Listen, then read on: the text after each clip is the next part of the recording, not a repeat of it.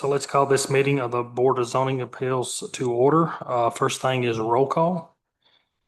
Kendra Stafford. Ron Moreland. Present. Cicely. Present. Seth. Here. And we're missing Mark. And we also have with us Miss Rosalie, Miss Amanda Harrington, and Miss Amber. And just a reminder, we are being recorded. So if you talk, make sure that you use the microphone. Also, if anyone in the audience wishes to speak, make sure you are signed up. The next thing is to approval of the minutes from last meeting. You should have a copy of the packet, and I'll give you a few minutes to look that over. I had a question on the date of it. In the first line session met on, it's July 13th and then June 13th. Are those the right dates? I thought June was a different date. Shouldn't it be the 8th that we didn't meet?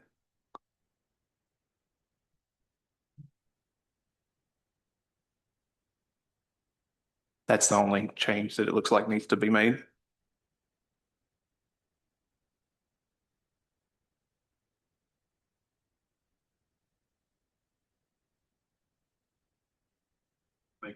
I'll make a motion to accept with that change to it. Motion by Seth, second by Ron. To approve the minutes as presented. Any further discussion? All in favor say aye. Aye. All opposed say nay. Motion carries. Next thing is to approve the agenda. I will entertain a motion to approve the agenda presented.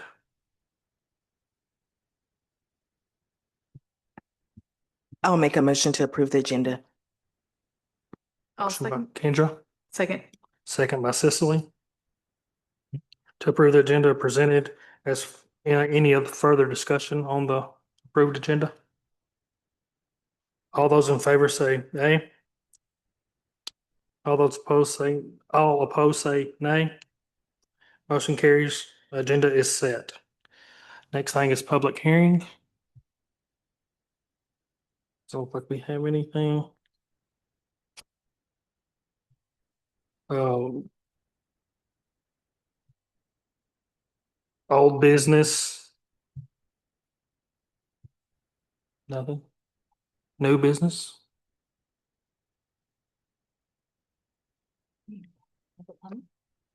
Do what? Need to call for public comment. Oh, We'll have that listed at the end of the agenda. You need to do it at the beginning and at the end for the public comment groups. Is that beginning and the end? The beginning, germane to.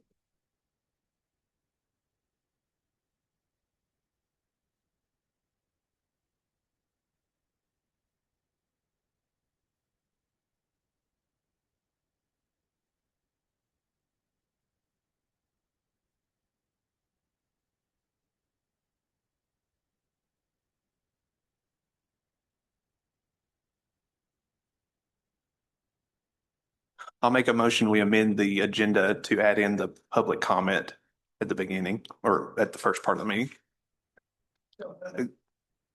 The public hearing, yeah, above it. Correct, above the public hearing.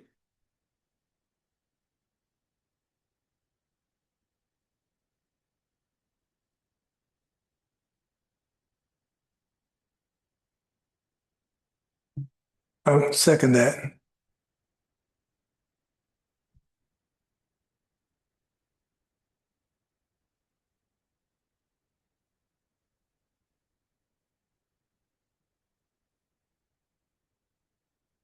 so the new business for today.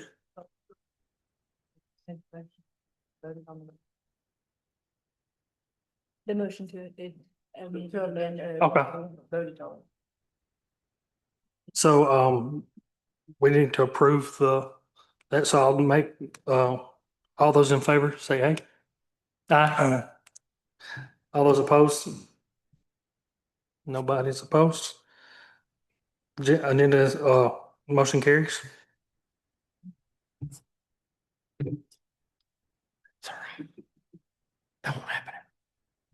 No, with public comment, aren't you supposed to ask for that 3 times? 2 times. So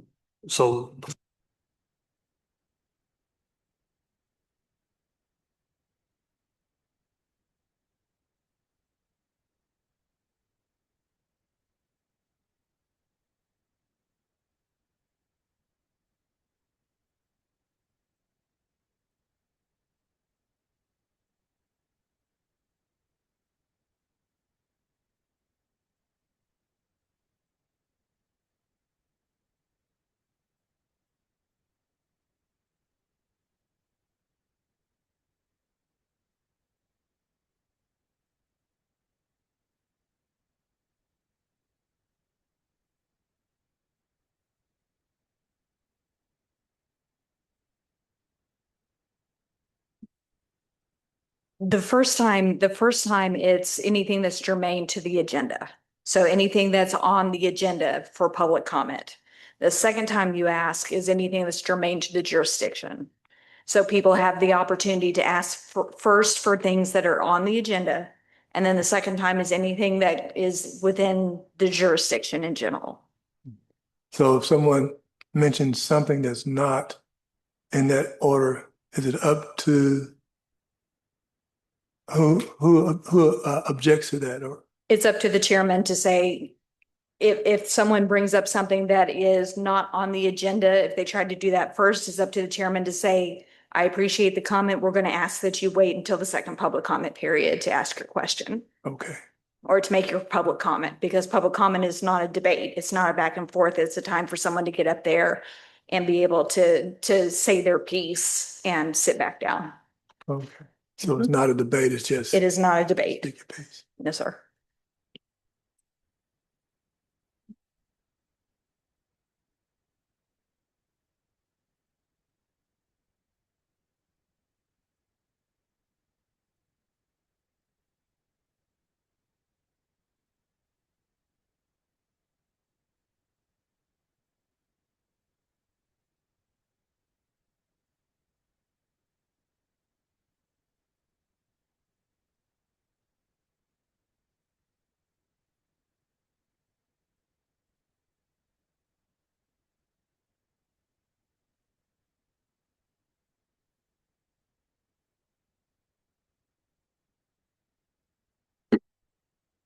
Mr. Chair, if you would like, for election of officers, traditionally staff usually takes over so that the nominations can take place. If you would like for Miss Rosalie or myself to take over for the nomination of officers to take place.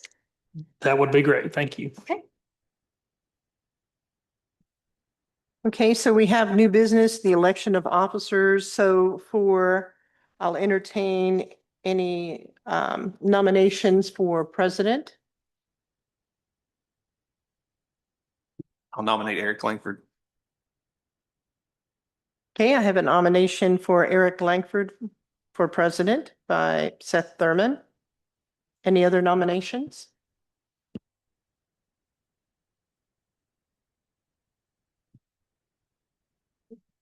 Any other nominations?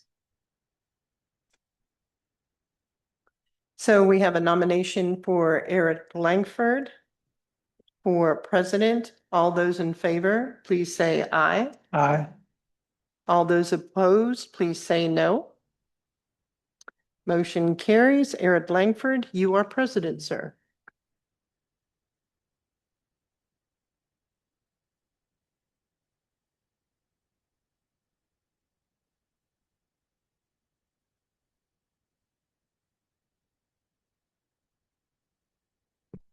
Okay, for the office of vice chair,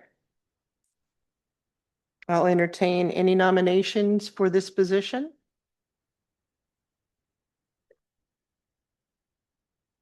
I'll nominate Seth Thurman. Okay, I have a nomination for Seth Thurman for vice chair. Any other nominations? Any other nominations? Okay, I have a nomination for Seth Thurman for vice chair. All those in favor, please say aye. Aye. All those opposed, please say no. The ayes have it. Seth Thurman, you are now vice chair. Congratulations. For the position of secretary, I'll entertain any motion or nomination for secretary. Nominate Kendra. Is that okay? Do you accept the nomination, Kendra? Okay, any other nominations for secretary? We have one nomination for Kendra to be secretary. Any other nominations? All those in favor of Kendra Stafford in being the secretary of the BZA, please say aye. Aye. All those opposed, please say nay. The ayes have it. Congratulations, Kendra.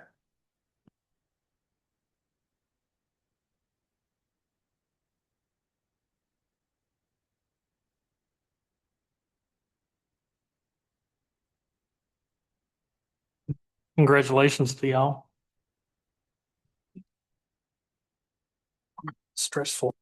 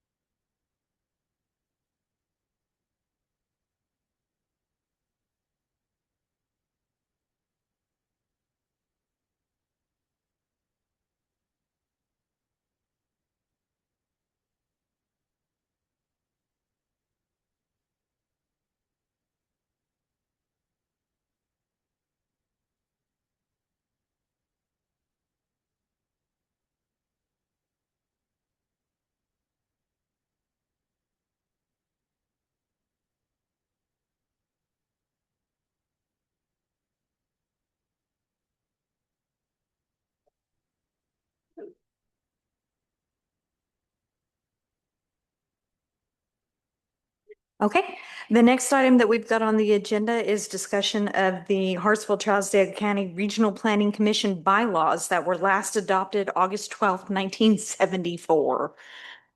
Yeah. It was a great year. It was a great year. I'm not complaining at all. So as Miss Rosalie stated, 1974 was a great year. But it was a really long time ago. And as we all know, Tennessee Code Annotated evolves. And it evolves quite rapidly, especially in terms of rules or procedures, which is what bylaws are now called under Tennessee Code Annotated. They're not even called bylaws anymore. They're called rules of procedures. Most boards have their own. Boards of zoning appeals have their own rules of procedures. Planning commissions have their own. So this is something that you all are going to need to be working on the next couple of months to come up with your own guiding document.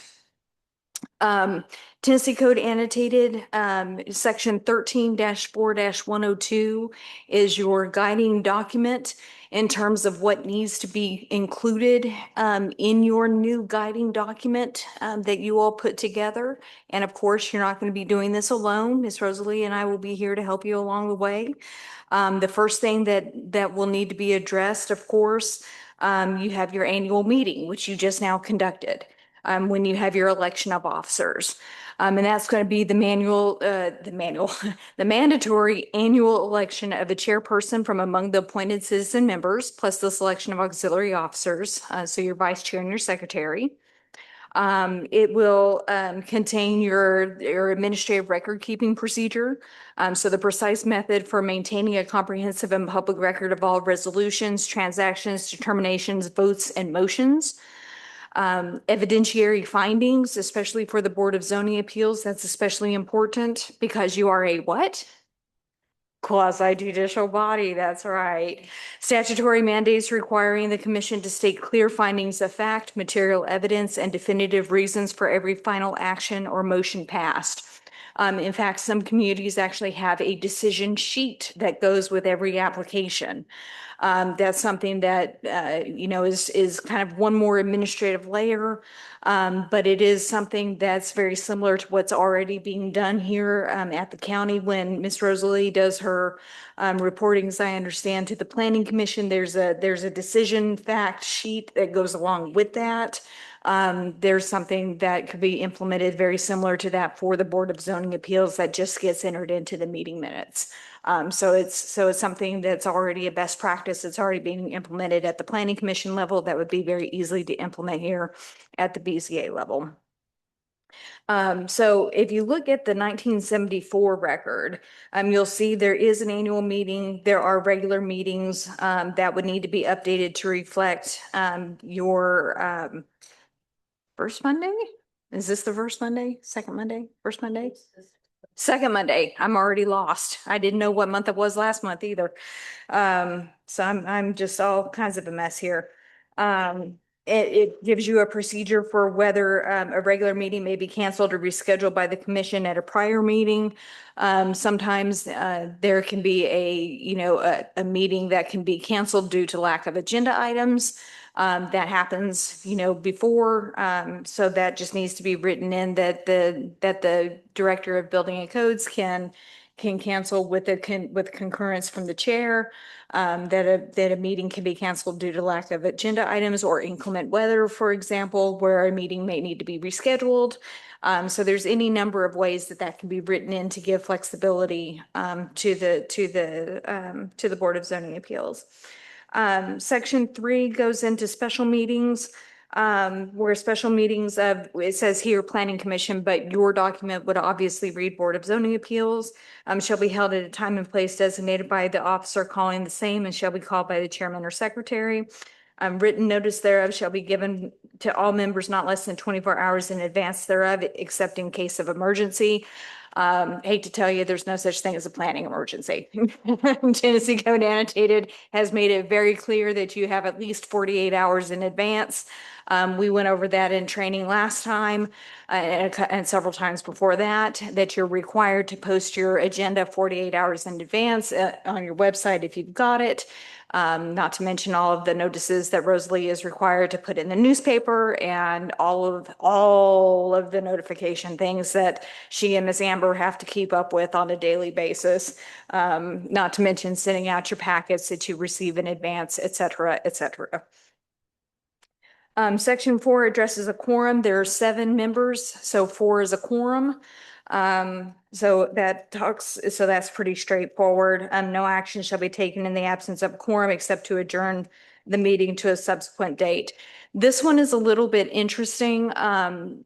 Generally, you can't take any action that requires a vote. You can have discussion, but you can't take any action that requires a vote because you don't have a quorum present.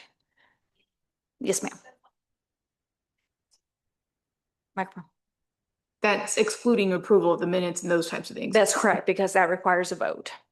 But if it were training, for example, if there were 2 of the 7 that showed up, we could still do training because training doesn't require a vote.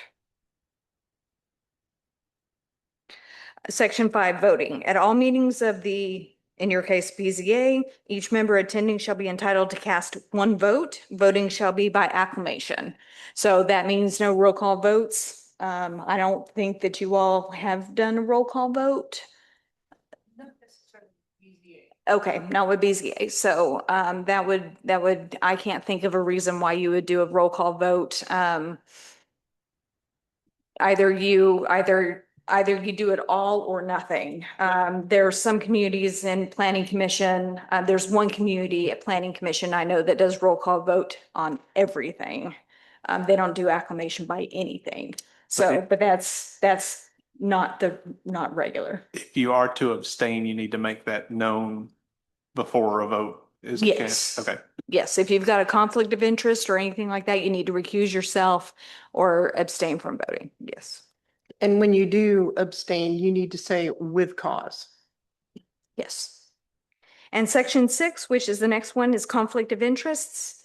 So in the event that any member shall have a personal interest of any kind in a matter before the commission, he shall disclose his interest and be disqualified from voting upon the matter, and the secretary shall so record in the minutes that no vote was cast by such member. The affirmative vote of at least the majorities present at the meeting shall be necessary for the adoption of any resolution or other voting matter. Remember our training from a couple of months ago on ethics and best practices. Remember that best practice for a disclosure of a conflict of interest. If you can actually physically get up, remove yourself from the dais, go sit somewhere, remove yourself from not from the building, but, step aside. The reason being that, your physical presence can be considered intimidating to somebody. Your facial expressions could be considered communicative if you're giving somebody a side eye, or, you're scowling at somebody, or alternatively, you're smiling and nodding in the affirmative, like, yes, of course, that's how you should vote, of course. So you just want to be very mindful of that. Of course, these are best practices. If your foot is broken and you're hobbling around on crutches, it may not be reasonable for you to get up and move out of your seat. Again, these are just best practices that we encourage. But don't feel like you're going to be struck dead by lightning if you're not able to practice them. But we always encourage it if at all possible. Section 7, so your proceedings. This is something that is definitely going to need to be updated according to Tennessee Code Annotated. So your order of business, you've got your roll call, your approval, so your minutes of the preceding meeting, public hearings. What's missing? You tell me. Think about your procedure that you just went through. What's Public missing? comment. Public comment? Yeah. What else? Mm,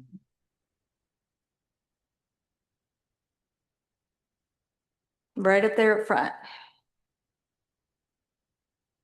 Disclosure of the recording. Well, that too. That's a good one. Approval of the agenda. There's no approval of the agenda. Yeah. So we've got to put approval of the agenda in there. Public hearings, of course. There is the inviting of the public your first time for items that are germane to the agenda. You've got your old business.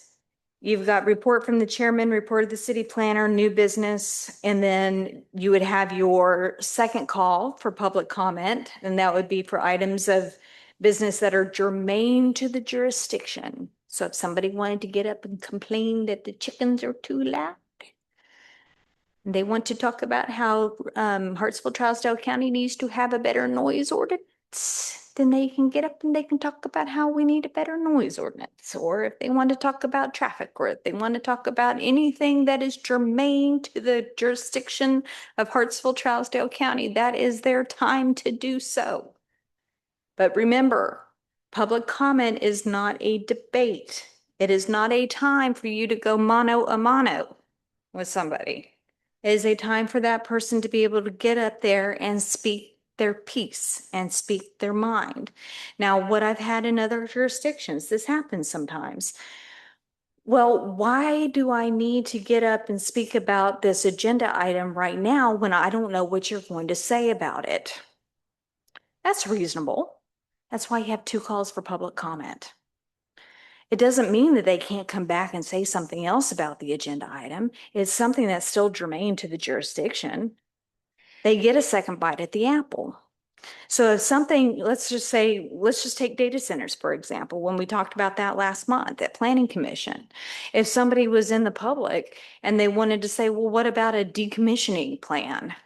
And we didn't cover that in any of our discussions, and it didn't come up in questions and answers or anything like that. And Joe Public wanted to come up and say, I still have a question about that. That second call for public comment is when they're able to come up and ask that. So it's an invitation to come back up and answer any questions that may still be outstanding. Doesn't mean that they get an answer right then. It doesn't mean that you get into a debate. It doesn't mean that it's time for the city attorney or county attorney or the chairman or Miss Rosalie to get into a debate about what's right and what's wrong and do we need to consider it or do we not. It is a time for them to state on the record that they still have a concern that they would like addressed at some point in the future, somehow, some way. Make sense? Okay. I'd also like to point out too, that it's up to the person that's facilitating the chair. They can also put time limits where you will have 3 minutes to voice your public comment. Yes, and that should be made known up front. It shouldn't be, somebody gets up here and they're 5 minutes in and then they go, okay, we're cutting you off now. It should be, we invite public comment. Please limit your comments to 3 minutes each or 5 minutes or 2 minutes or whatever. It's also perfectly fine to say, hey, it looks like we've got a big crowd in the audience. If you can kind of tell when there are groups of people that are here for one item. If you wouldn't mind consolidating your comments so that when you have one spokesperson come up to be able to help facilitate, to make sure everybody gets a chance to be heard. That's a very nice, polite way of saying, let's move this along. And there's nothing wrong with that. There's absolutely nothing wrong with that. There's also nothing wrong with when you get into public comment, if the comments are the same thing every single time, there is a way that you can say, it sounds like our public comments are all trending the same way. Does anybody have anything different that they would like to say? And be able to kind of dig a little bit deeper into the public comment to see if to give other people a chance to maybe express a different opinion. Not that you're cutting anybody off, but there is a sign-in sheet and there is, a procedure for that. So that is something else that we would need to be able to be sure that we put in our rules of procedure is that public comment. Your public comment section needs to be robust and it needs to be sure that it corresponds with the public hearing protocols.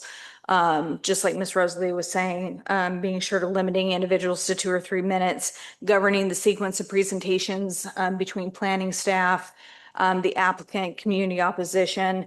Some communities may not feel comfortable having reports from the chairman or the city planner before new business. Some people may feel more comfortable with the way that the agenda is structured, maybe having roll call, approval of the agenda, minutes, invitation for public comment, old business, new business, report of the chairman, report of the building official, and then an invitation for second comment, and then adjournment. So it just kind of depends what each jurisdiction is comfortable with. Each board, it doesn't have to be cookie cutter. You can have your procedure, and planning commission can have their procedure. It doesn't have to be exactly the same. BZA, you may be more likely to have a public comment, or I'm sorry, excuse me, you may be more likely to have turnout at a public hearing because your special exception uses may be a bit more,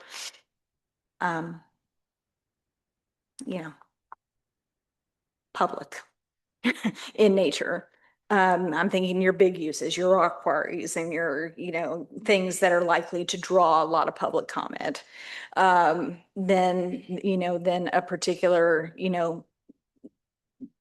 something to that effect, whereas a planning commission may have a site plan that may, not draw a whole lot of attention, but they could have a rezoning that draws a lot of attention too. So we'll be having the same conversation, I'm sure, about how to structure their agendas as well. So it just depends on what you all would be comfortable with. Part B under section 7 talks about each formal action of the Planning Commission or Board of Zoning Appeals required by law, city charter, rule, or regulation shall be embodied in a formal resolution duly entered in full upon the minute book after an affirmative vote as provided in section 5 hereof. Okay. So technically, there's supposed to be a resolution that is written for every decision that the Board of Zoning Appeals makes. Technically. I serve 9 communities. You know how many actually do that? None. Okay. You're not the only one. We have staff reports, we have meeting minutes, we have documentation, we have Rosalie's reports, we have so much documentation for each item that goes in. It's not like we're just showing up and just talking about this with absolutely no documentation whatsoever. That planning sheet of the documentation of findings that I mentioned earlier would be a good substitution for this formal resolution. Where it just says, what was the documentation, what was the finding of the Board of Zoning Appeals, and, it could be something as simple as, refer to staff report. If the staff report had a recommendation of, denial of special exception for the following reasons, and it listed out, that coupled with the meeting minutes, coupled with that findings report, and you've got a complete documentation. Why would you need that kind of documentation? Pop quiz. Why would you need that kind of written documentation? For any reference on future cases, Okay, where would those cases go? the ones that were just decided on? If somebody were to challenge, number one, we're going to do a multi-part pop quiz. Number one, how many days does somebody have to challenge a decision the Board of Zoning Appeals makes? 10 days? How many? 10 and 48. Is it 60 days. 60 days? You have 60 days to challenge. An outside party has 60 days to challenge a decision that you all have made, and they have to be an aggrieved party. They have to be an aggrieved party.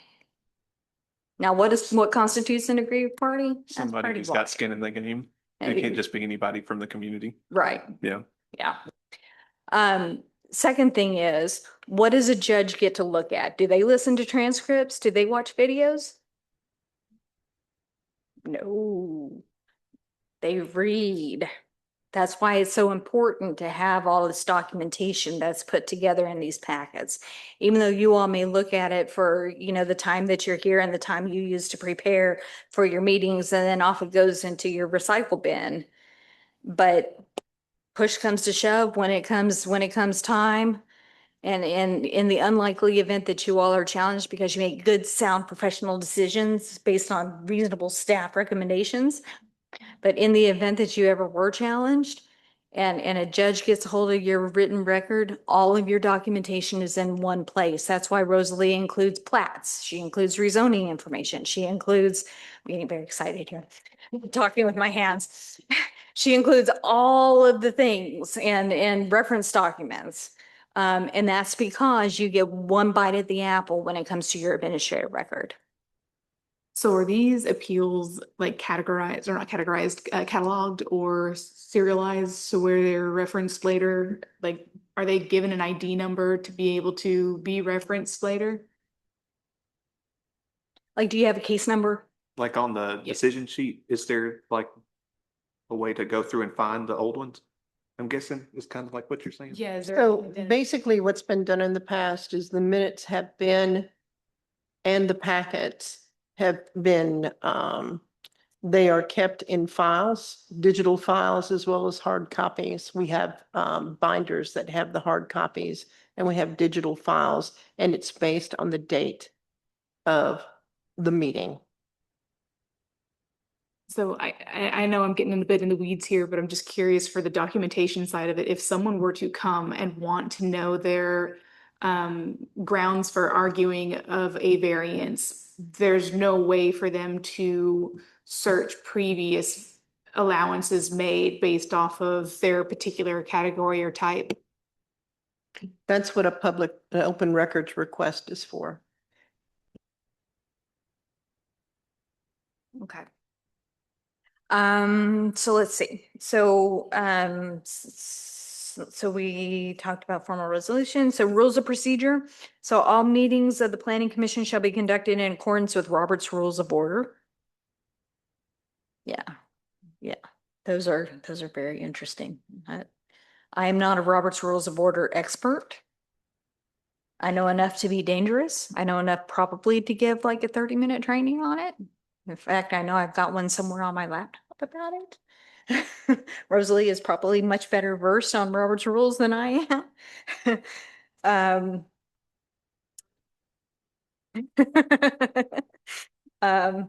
I know I like the calling for things 3 times. That's a Robert's rules thing.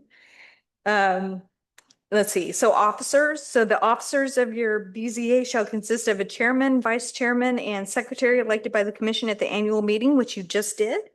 So in the event the secretary shall be absent from any meeting, the officer presiding shall designate an acting secretary. So your duties of the officers. So in case you didn't know what you were signing up for or what you signed up for, Mr. Chairman, your job is to preside at all meetings of the commission, to call special meetings of the commission in accordance with these bylaws, to sign documents of the commission, to see that all actions of the commission are properly taken. Mr. Vice Chairman, during the absence, disability, or disqualification of the chairman, the vice chairman shall exercise or perform all duties and be subject to all the responsibilities of the chairman. And Madam Secretary, your job is to keep the minutes of all meetings of the commission in an appropriate minute book, to give or serve all notices required by law or these bylaws, to prepare the agenda for all meetings of the commission, to be custodian of commission records, to inform the commission of correspondence relating to the business of the commission and to attend such correspondence, to handle any funds allocated to the commission in accordance with its directives, the law, and city regulations, and to sign official documents of the commission. Just in case you didn't know, that's what you just got elected to do. So, and I will say too, I mean, since we are looking at this is 1974, when they didn't really even have a building official. You know, and they were lucky to have a chair and a vice chair. Right. We now also have,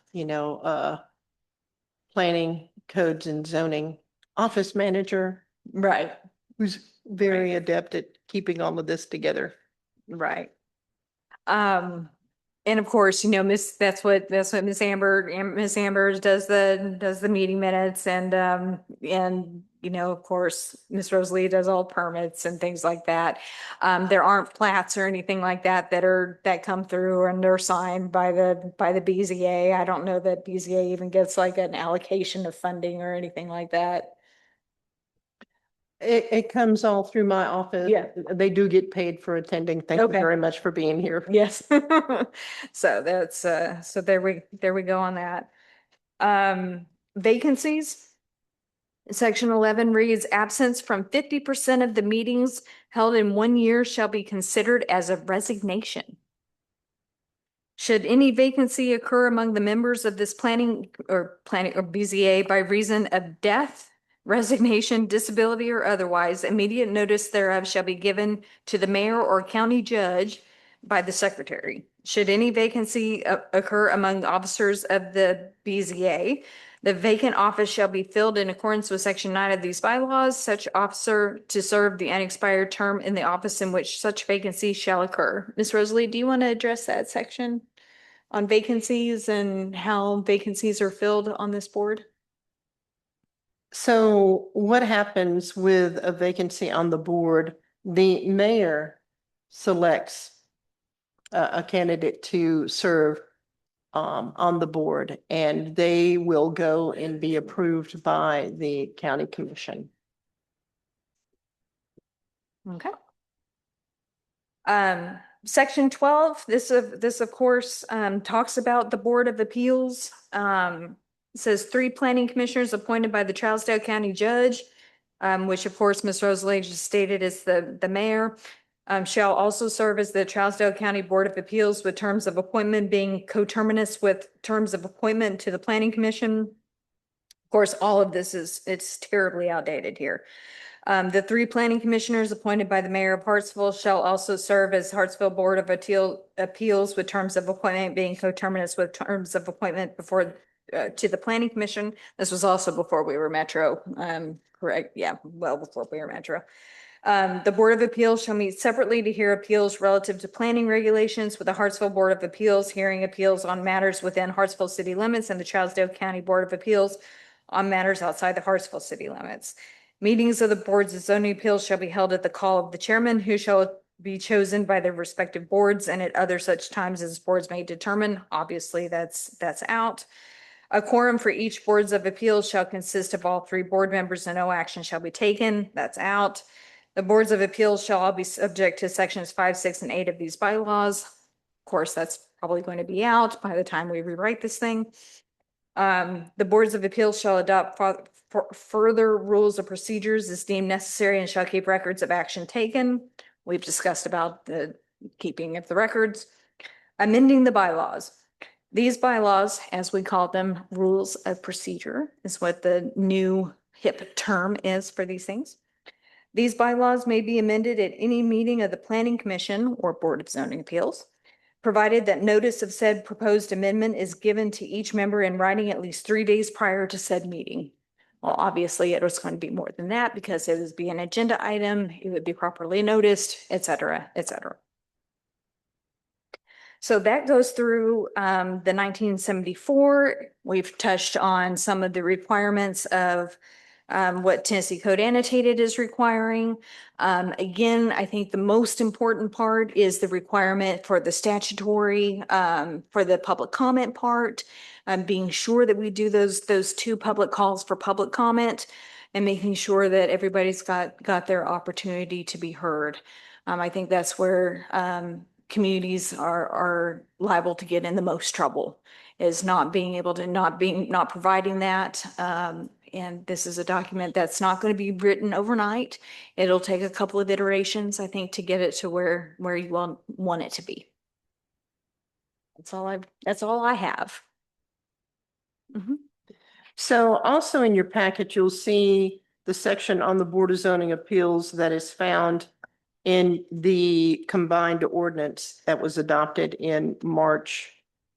So if you'd like to look at that, section 9.070 Board of Zoning Appeals, and it does also list the other Tennessee annotated code here for the items that we have listed.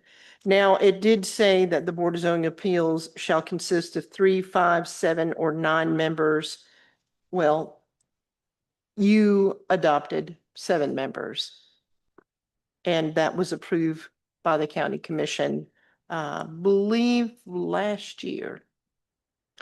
So the procedure is also mentioned here. So as you're looking through your bylaws here, and yes, the bylaws are pre-Metro, also look at what we do have in our combined ordinance. Now, that's not to say that the combined ordinance absolutely has to be followed, because that also can be amended. We need to look at what our bylaws are.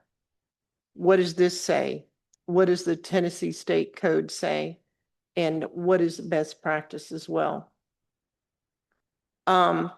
Again, just as Amanda was talking about the public comment being at the beginning of the agenda and at the end of the agenda, the first one being specific to the agenda and the second one being jurisdictional, which also could include anything that was on the agenda. Okay. So looking at the time that we have here, what questions might you have so far on what we've been discussing?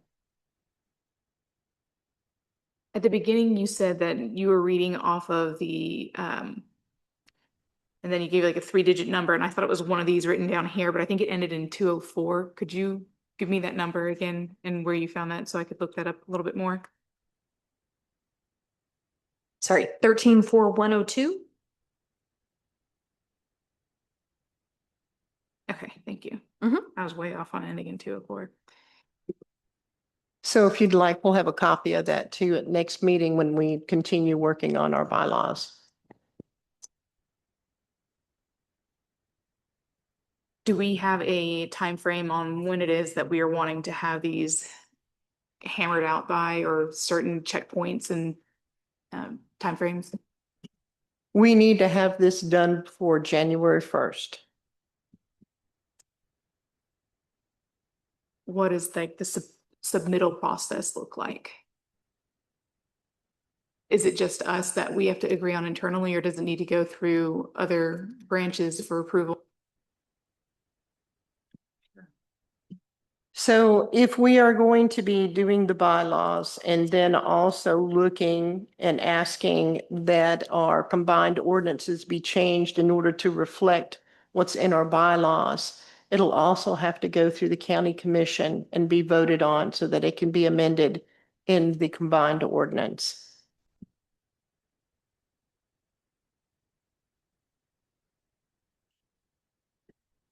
With this being a bigger meeting than typical, are we allowed to move forward with a partial attendance, or would this still need to have a minimum of quorum? You can still have discussion, but as far as making any decisions and saying, yes, this is what we want, you will have to have a quorum in order to make that. Not all members, no ma'am. A quorum as dictated in here and is the number of people that you have on the BZA, 4 members.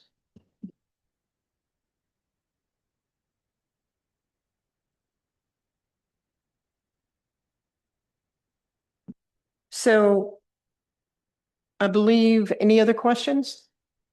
What, I guess, what's the next step beyond us just looking at it? Like, I'm sure working on it specifically. What does that look like? So let's come back next month Okay. and start looking for, I know as we were going through the bylaws, I was already highlighting items The that change. like, okay, nope, we do not meet in Hartsville City Hall. Yeah. You know, things of that nature. So if you'll go ahead and start making a list of all the corrections that you see need to happen in the bylaws, then we can start making a consolidation of what needs to happen. And you don't meet at 7:30 PM. You meet at a different time. And we'll look at also getting what you want to have your agenda to look like as well.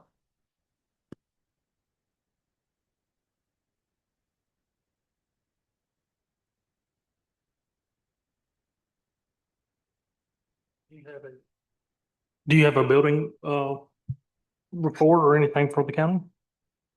So as far as what's happening in the building office, we are seeing a little bit of an increase in the building permits for single-family residents, the townhomes that are coming through as well that will have been approved throughout the past year. What I have been learning in the planning academy, we are going to be having a training in the upcoming months as well. When I mentioned January 1st, that we need to have this done, the state of Tennessee has adopted several different, what they call public chapters. Public chapter PC 1044 addresses how things are supposed to be happening. They're making a level set throughout the whole state. The whole state will have to adopt this, this type of thing, having separate bylaws for the Board of Zoning Appeals from their planning commission. It needs to be updated. So there is going to be a training by a member of the Planning Academy. The Center for Local Planning will be coming and conducting a training for us. The exact date, I don't have that yet, but it has been approved and they're going to be coming to help us get on track because it is a lot and it is going to be different. So, thank you. So is that a governing body that you're speaking of that oversees? So the Center for Local Planning is, it's a newly formed organization in Knoxville that helps with regional planning they have taken planners throughout the state. You know, as I said, with the Planning Academy, they only accepted like 30 applicants for their pilot program to do the in-depth training on planning. So this has been created to help facilitate that, because I know really with Trousdale County, we have a very robust planning commission as well as Board of Zoning Appeals. You guys have done an excellent job in making sure that things just don't happen without a plan. Things don't happen without regulations. We have zoning maps. We do have a comprehensive plan, albeit it's old. Zoning map, albeit it's old. So things like that, again, it's just a level set to get everybody on the same page and help plan for future growth in a very organized manner. Does that answer your question? Yes, it does. Thank you.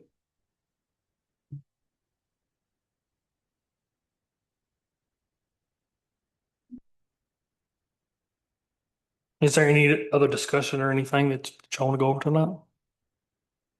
No. No other comments?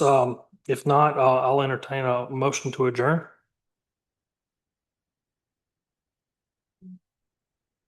No. Is there any discussion from the public comment? If not, I'll entertain a motion to adjourn. So moved. Motion by Seth, I'll second. second by Kendra. All those in favor say aye. Aye. We stand adjourned.